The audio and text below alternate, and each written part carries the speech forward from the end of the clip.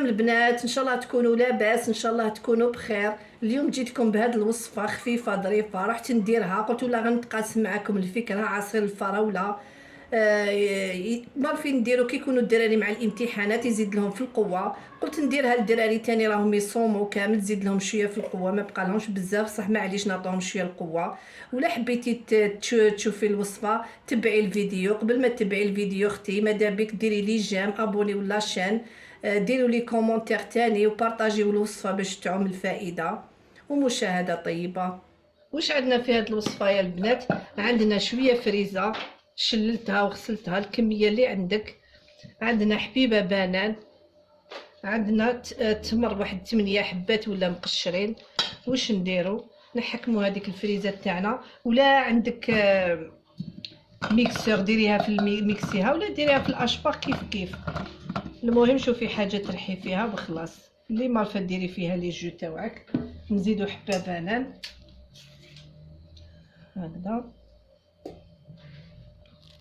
شنوها كما قلت لكم، هذا العصير صحي ساعه على ساعه الواحد يديرو، مليح للدراري باش سورتو هذوك اللي بداو يصوموا كامل، باش يقدروا يصوموا في الامتحانات تاني مليح، لا بيريود تاع الامتحانات. ونزيدو كما قلت لك الفريزه الكميه اللي عندك هي نورمال مرطل، حبه بنان، واحد 8 حبات تاع التمر نرحيوهم كامل. نزيدو 2 كيسان ماء، ولا تحبي زعما كاين اللي يحب الحاجه حلوه بزاف يقدر يزيد لها واحد المغرفه ولا 2 تاع السكر. كما قلت لك ندير 2 كيسان انا ونشوف، ولا نزيد ولا ما نزيدش. نروح نرحيه كما قلت لك هكذا، نرحيه.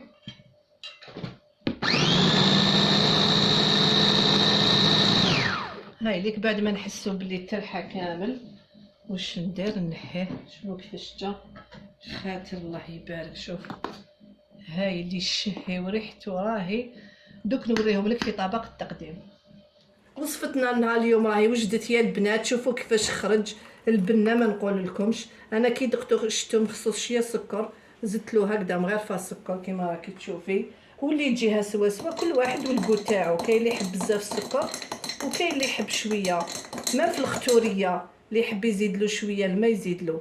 هذه هي. شوفوا الجهايل، هي ماشي صح في شغل فيه يدير القوه للدراري الكبار مع رمضان هذا الواحد راهو. هذه هي. شوفوا كيفاش يجي خاطر الله يبارك. نتمنى تجربوه وتدعوا لي دعوه الخير كيما مالفين. هذه هي وصفتنا لنهار اليوم راهي وجدت. واستناوني في وصفات واحد اخرين، وصحه فطوركم وتبقاو على خير.